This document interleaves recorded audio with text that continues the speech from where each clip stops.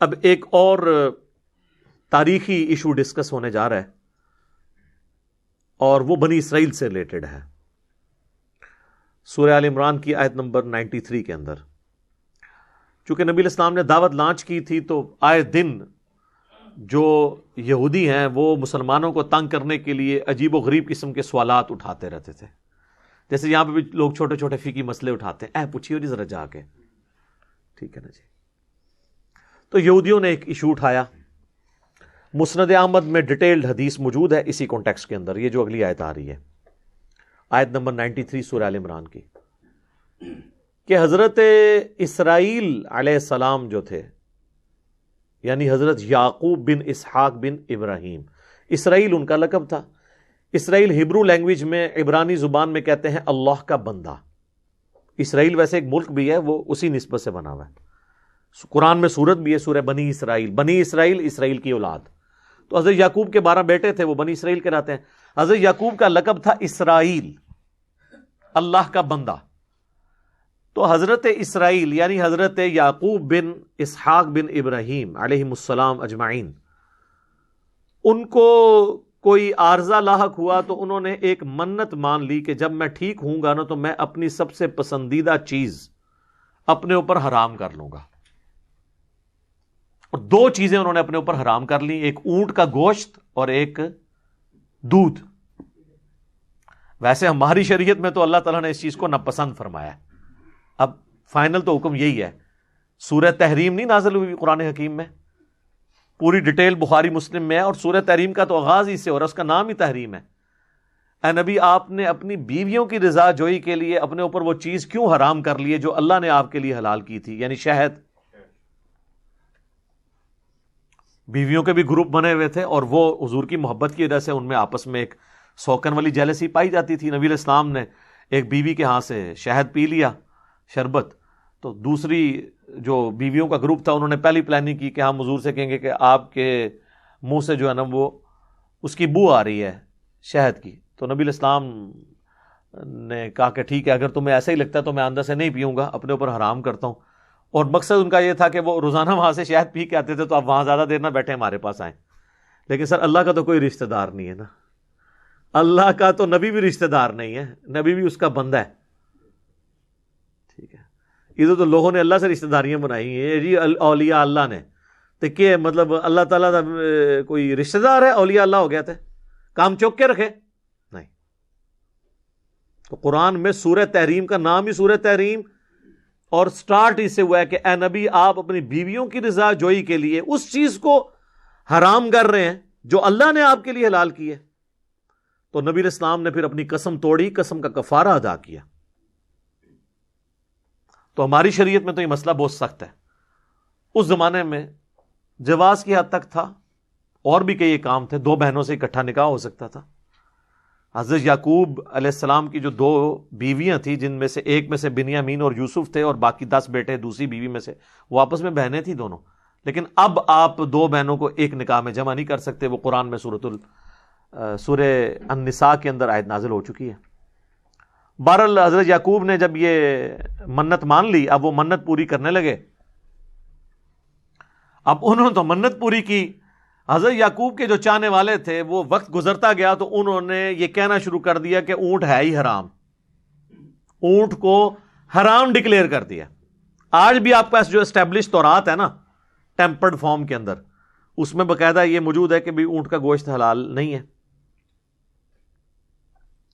یہ چیز انہوں نے اسٹیبلش کر لی، حالانکہ جو اوریجنل تورات تھی اس میں یہ چیزیں موجود تھی. ایون نبی علیہ السلام کے زمانے تک بھی جو تورات تھی نا اس میں یہ چیز موجود تھا کہ یہ حضرت یعقوب علیہ السلام کی ذاتی پسند ناپسند کا مسئلہ تھا، یہ حرام نہیں تھا. اب یہودی کیا کرتے تھے، مسلمانوں سے کہتے تھے تم تو اونٹ کو جائز سمجھتے ہو، ظاہر ہے بہیمۃ الانام ہے اور وہ مویشی ہے گھر میں پالے جانے والا، جس طرح کہ گائے ہے، بکری ہے، بھیڑ ہے، بھینس ہے اور اونٹ بھی. تو اگر تم کہتے ہو کہ ہم ابراہیمی دین پہ ہیں تو ابراہیمی دین کے اندر تو اونٹ حرام ہے، کیونکہ تم خود مانتے ہو کہ ابراہیم کے 2 بیٹے تھے، اسحاق اور اسماعیل. تو ہم بنی اسرائیل حضرت ابراہیم کی اولاد میں سے ہیں، ہم شریعت ابراہیمی کے اوپر ہیں. تو اگر یہ نبی ابراہیمی ہوتا تو اونٹ کو بھی حرام کرتا یہ.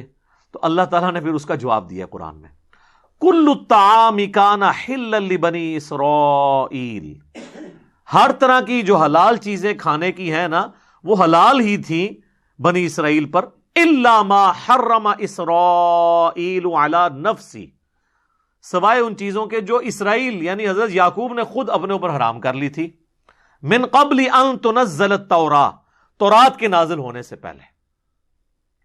جب تورات نازل ہوئی نا تو پھر اللہ تعالیٰ نے کہا یہ حلال و حرام کا مسئلہ نہیں تھا، اونٹ حلال ہے، کسی نبی کی پسند ناپسند یا اس کی منت ماننے سے کوئی چیز حرام نہیں ہو جاتی۔ سر نبی کی مرضی سے اگر کوئی حلال و حرام کا فیصلہ نہیں ہوتا تو بزرگ بابے کیسے فیصلہ کریں گے؟ اس لیے ہم کہتے ہیں دین آسمانوں سے نازل ہوا ہے، اس زمین کی چیز ہی نہیں ہے، یعنی دین کتابوں میں ہے۔ یعنی کہ مرنے سے پہلے اے مسلمان کر لے اس پہ غور، کتابوں کا خدا اور ہے، بابوں کا خدا اور۔ تو پھر جواب دیا گیا کہ یہ تو انہوں نے خود حرام کیا تھا، جب تورات نازل ہوئی تو کتابیں کیوں آتی تھیں، پیغمبر کیوں آتے تھے؟ کہ پیغمبروں کے ماننے والے نے جو دین میں خرابیاں داخل کی ہیں وہ نیا پیغمبر آ کے وہ خرابیاں دور کرتا تھا اور پھر دین صاف ستھرا ہو جاتا تھا، اس لیے کتابیں بھی تبدیل ہوتی تھیں، انبیاء کی جو تعلیمات ہیں وہ بھی ٹیمپر ہو جایا کرتی تھی، کیونکہ ٹینشن نہیں ہوتی تھی نیا پیغمبر آ کے اس کو درست کر دے گا۔ لیکن ختم نبوت کا تقاضا یہ ہے کہ یہ کتاب تبدیل نہ ہو۔ یہ وجہ ہے کہ قرآن محفوظ ہے اور باقی کتابیں محفوظ نہیں ہیں۔ وہاں محفوظ ہونا نہ ہونا فرق نہیں پڑتا تھا، لیکن قرآن اگر محفوظ نہیں رہتا نا تو اب پیغمبر تو کوئی آئے گا ہی نہیں، لہذا رسول اللہ کے بعد جتنے لوگ ہیں وہ تو قیامت الدین کہہ سکتے ہیں کہ اللہ ہم تک تو دین ہی ٹیمپرڈ فارم میں پہنچا ہے، تو یہ گلہ آپ تو نہیں کر سکتے۔ اسی لیے پھر اللہ نے اس کی ذمہ داری خود لی، انا نحن نزلنا الذکر وانا لہ لحافظون، سورۃ الحجر آیت نمبر 9۔ بے شک اس الذکر قرآن یاد دہانی، اللہ کی یاد دلانے والی کتاب کو ہم نے نازل کیا، ہم ہی اس کی حفاظت کرنے والے ہیں۔ یہ ختم نبوت کی برکت ہے کہ قیامت تک کے لیے کتاب اللہ نے اپنے ذمے لے لی ہے۔ تو اللہ تعالیٰ فرما رہا ہے کہ یہ تورات نازل ہونے سے پہلے تھا، تورات میں پھر اللہ نے کلیریفائی کر دیا تھا، تم یہودی ہو نا، تورات کے ماننے والے ہو نا، موسیٰ علیہ السلام بھی تو تورات کے ماننے والے تھے، ان پہ تورات نازل ہوئی تھی، وہ بھی حضرت یعقوب کی اولاد میں سے تھے، وہ بنی اسرائیل میں سے تھے، یہودی النسل تھے حضرت موسیٰ علیہ السلام۔ قل فأتوا بالتوراۃ فاتلوها ان کنتم صادقین، اے نبی ان سے فرماؤ لے کر آؤ تورات، اگر تم سچے ہو تو تورات پڑھو ذرا، اس میں کہاں لکھا ہے کہ اونٹ کا گوشت حرام ہے؟ ویسے آج کل کی تورات میں لکھا ہوا ہے کیونکہ وہ تو ٹیمپرڈ فارم میں ہے، نبی علیہ السلام کے مبارک زمانے تک یہ چیزیں انجیکٹ نہیں ہوئی بھی تھی۔ اور جہاں تک توحید کا معاملہ ہے نا، اللہ کے فضل سے آج بھی تورات انجیل میں کوئی ایک آیت بھی ایسی نہیں ہے جو توحید کے منافی ہو۔ پریکٹیکلی وہ سب کے سب لوگ توحید کے خلاف چل رہے ہیں، لیکن کتابیں ان کی ساتھ ہیں۔ جس طرح پریکٹیکلی قرآن میں ایاک نعبد و ایاک نستعین لکھا ہے، اس کے باوجود پریکٹیکلی بابوں کو پکارا جا رہا ہے، کتابیں نہیں اس کو مانتی کہ آپ نے بابوں کو پکارنا ہے۔ کتابیں یہی کہتی ہیں کہ اللہ کو پکارنا ہے، بلکہ بابوں کو پکارنے والے بھی نماز میں اللہ ہی کو پکارتے ہیں۔ وہی جو نماز کے اندر عقیدہ ہے وہی باہر نکل کے بھی رکھو نا۔ تو اگر تم سچے ہو تو لاؤ تورات، اس میں پڑھو۔